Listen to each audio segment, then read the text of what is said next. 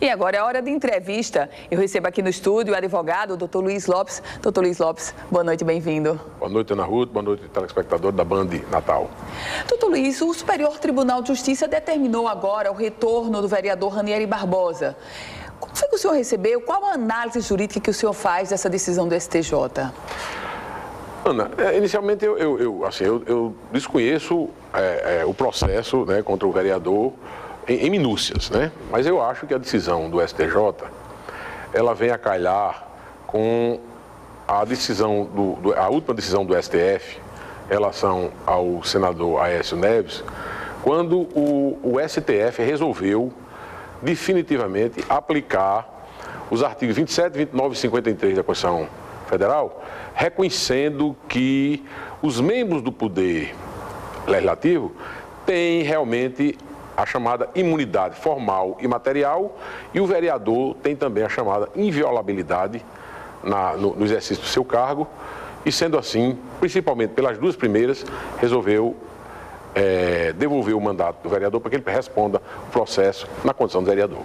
Agora, doutor Luiz, a população, de uma forma geral, o cidadão, ele percebeu meio que uma afronta do Supremo deixar para, digamos, o Judiciário punir, no caso do Aécio Neves, o Judiciário puniu e o Senado determinou o retorno. Isso feriu um pouco a independência dos poderes e principalmente a autonomia de punição do Judiciário, doutor Luiz? Não fere pelo seguinte, Ana Ruth, porque a decisão do STF não é definitiva. Ela está aplicando o artigo 53 da Constituição Federal, que diz o seguinte, que enquanto o parlamentar detém o mandato, ele, para ser processado, precisa realmente da licença da Casa Parlamentar. Isso no caso do deputado estadual, federal e senador. Não aplica-se isso a vereador. Vereador é questão diferente. Então, o que o Supremo diz é o seguinte, é que agora, nesse momento, quando o senador Aécio Neves detém um mandato popular eleito pelo Estado de Minas Gerais, ele, para ser processado, é preciso que haja a licença do Senado. Depois, passado o mandato dele, em outra ocasião, quando ele não mais detiver essa imunidade, ele voltará a ser processado, porque essa decisão do Senado em não deixar ele processar, suspende a prescrição e o crime que ele praticou, no caso dele, que é corrupção passiva e obstrução da justiça, isso vai ficar parado, a prescrição fica pendente e ele responderá posteriormente. Isso não é uma impunidade, é apenas uma suspensão do processo enquanto ele detém o mandato de senador. Doutor Luiz Lopes, o senhor foi membro do Ministério Público, já é aposentado, e é um advogado também com atuação em diversas áreas, inclusive na área tributária. Doutor Luiz, e se tratando da área tributária, o cidadão há muito que não vê o reajuste daquela tabela de isenção do imposto de renda. O governo está pecando, doutor Luiz? O governo brasileiro toma todas as atitudes para que os impostos sempre aumentem. O governo brasileiro não toma nenhuma atitude que demonstre da parte dele a intenção de fazer com que o contribuinte tenha uma folga tributária no pagamento de seus impostos. Então, desde 1922, que o governo federal usa uma tabela de isenção do imposto de renda para aumentar essa isenção, consequentemente diminuir o imposto a pagar e fazer com que, principalmente o assalariado, coloque mais dinheiro no bolso.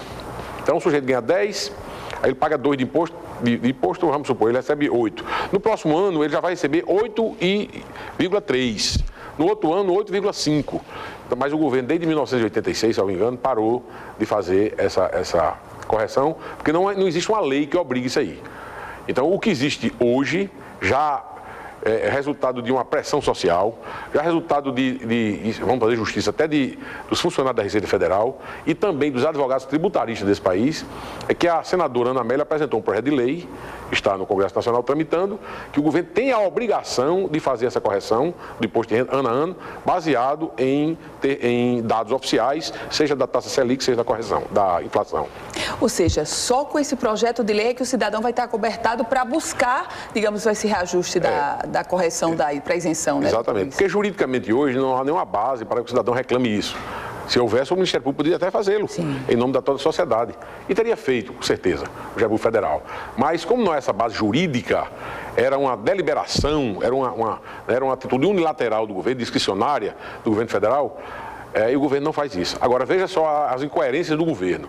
Nós sabemos que toda a política do governo em relação, por exemplo, ao idoso, né, é uma política de proteção é uma chamada política de proteção integral ao idoso. O idoso, você sabe, tem estacionamento, né, próprio, o idoso não pega fila, o idoso... Prioridade na restituição. Prioridade na restituição, exatamente. E quando você faz a correção do imposto de renda, você também beneficia o idoso duplamente, porque na legislação do imposto de renda diz que quem tem mais de 65 anos de idade e é aposentado, na hora de fazer o seu cálculo de imposto de renda, a dedução que ele faz mensalmente no imposto de renda, ele multiplica por 13 e faz também no imposto anual a pagar.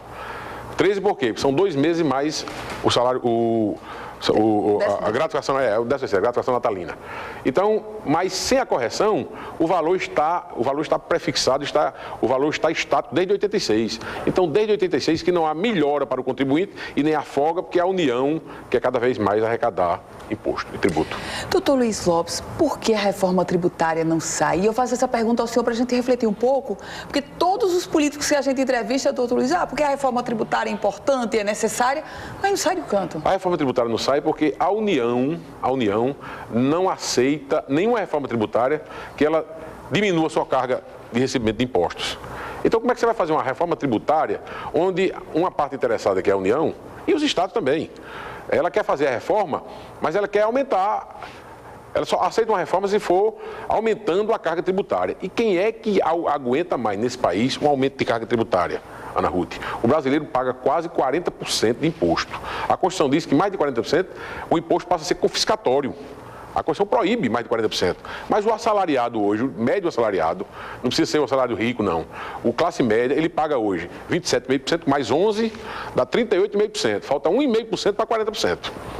Sem falar que ele paga, que não são tributos, mas ele é obrigado a pagar plano de saúde, porque a saúde pública não está funcionando, não é isso? É obrigado a pagar educação. Segurança privada. Segurança privada. Então, a educação que ele fazia antigamente, a dedução do imposto de renda, o governo agora limitou, né, restringiu a determinada quantia, mas existe uma decisão judicial, certo? Que dá, salvo engano, aos auditores da Receita Federal, que eles façam 100% da dedução do que eles gastam em educação.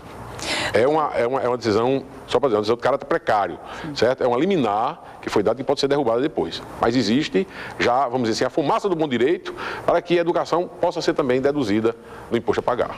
Doutor Luiz, essa reforma tributária, ela também não vai para frente porque há um conflito entre os estados que arrecadam mais e os estados que arrecadam menos. O senhor acha que isso também é um terreno tenebroso? Demais, porque existem aqueles estados, como por exemplo o estado de São Paulo, que é um estado onde praticamente ele é um estado, não é produtor, mas é um estado industrial, né, onde as coisas são feitas, e é o estado que mais vende ao país. E existem aqueles estados, que, como o estado do Rio Grande do Norte, por exemplo, que ele é um estado ele consome mais, né, do que produz. E realmente há essa incompatibilidade. Já houve uma mudança, Ana Ruth, que pouca gente sabe, na compra pela internet.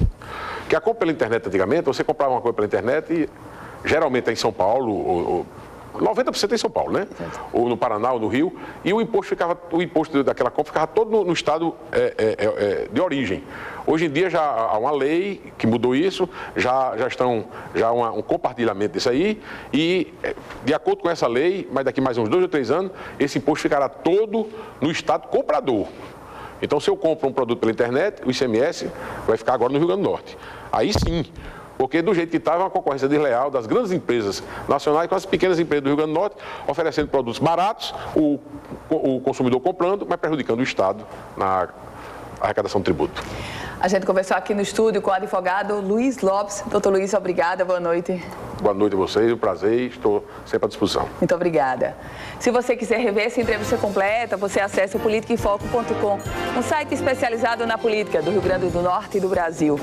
Eu volto amanhã, no 17h50, em sua companhia agora. Você fica com o Jornal da Band. Até amanhã, uma ótima noite para você.